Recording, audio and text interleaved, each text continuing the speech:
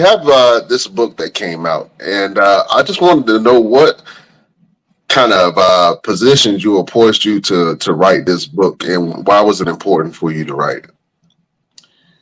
Okay, well, it's about a seven-part answer. So, you ready? I'm ready. We got time. Well, first of all, it ended up being a trilogy, so there's three books. Um, what prompted me to write it had nothing to do with me. It was definitely divine inspiration. Um, I am a survivor of verbal and emotional abuse. I know that now. I did not know that was what it was when I was going through it, but I know what it is now. And Right. the outcome of that level of abuse had me to be a very ugly person, very clapback, very snappy, very nasty. And growing up in church, that those actions was just not in alignment with what I'm learning about God and how you're supposed to treat people. So I wasn't liking myself. So in the midst of that, in 2009, I write a book, not realizing that it was like a two-edged sword. I'm thinking I'm just writing to be writing, not knowing that this. So now, as I'm still in my healing process, as I heal, I help others heal. So the first book is Unnamed and Unwanted. What am I here for? And if you guys can see that, that is a replica of a birth certificate. Sure is. So in transparency, it's a replica of my own birth certificate. My name is not on my birth certificate.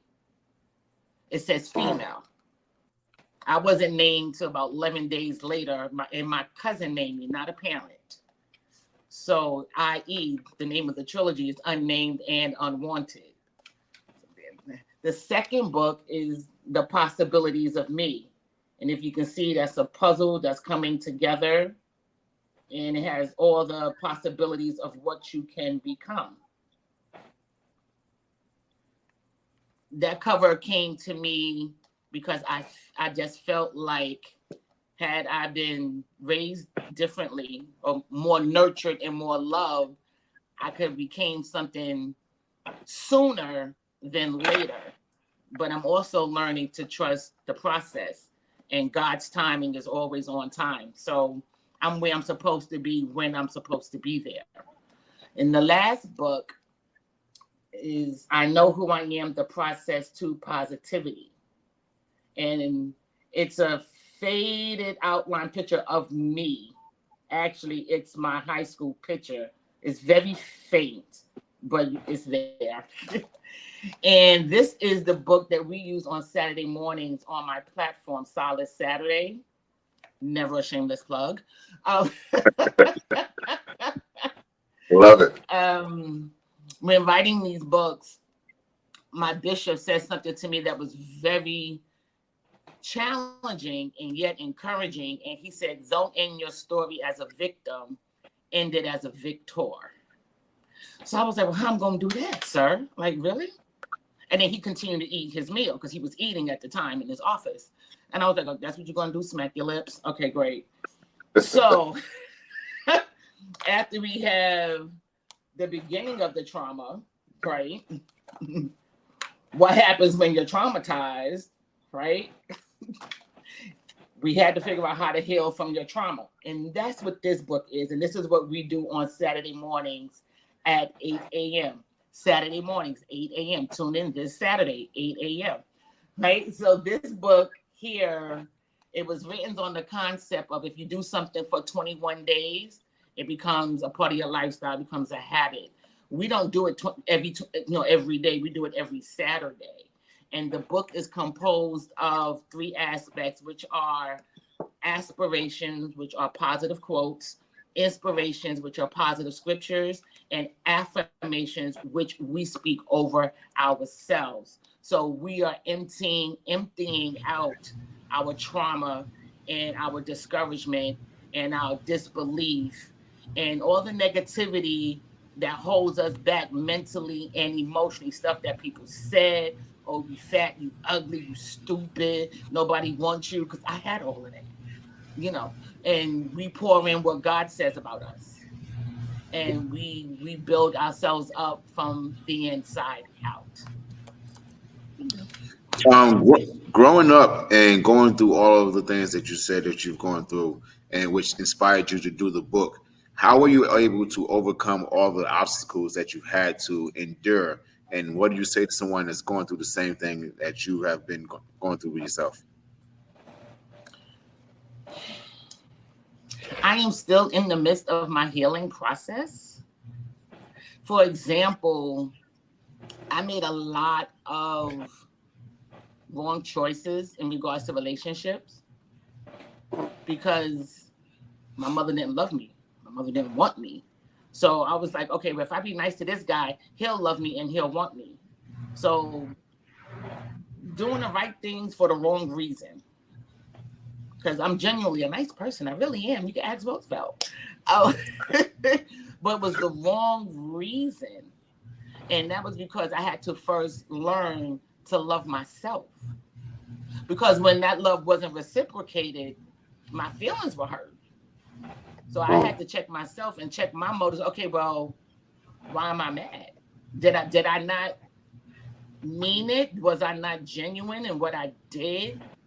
And not that I wasn't, I didn't know that I was not, because my intentions were misplaced. So now that I'm learning to love myself and I do something for somebody, I'm good with it. And that's my process. My biggest process for me is learning to love myself. Because if you love yourself, can't nobody hurt you. Whatever they say ain't gonna offend you. You do what you do from a pure and authentic place, and you are right. And in the end, God rewards. And I had to really learn that and embrace that and accept that all that's good and perfect comes from God. The blessings of the Lord make us rich and addeth no sorrow. That's scripture. Sorry, guys, that's who I am.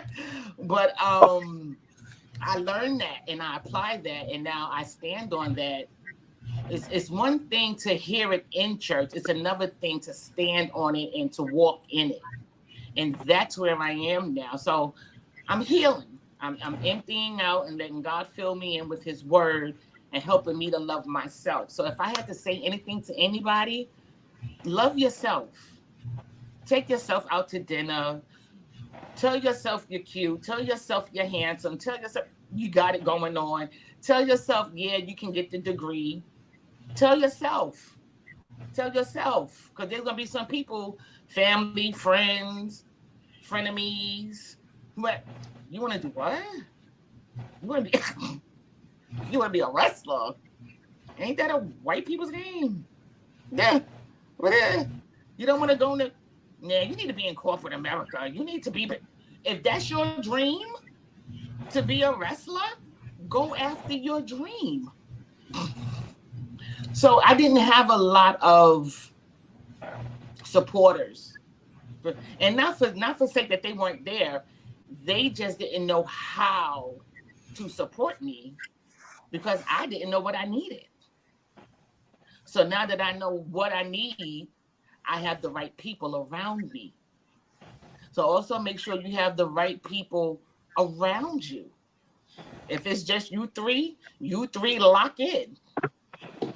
Don't be afraid to be accountable. Don't be afraid to be vulnerable. That's what your circle is for.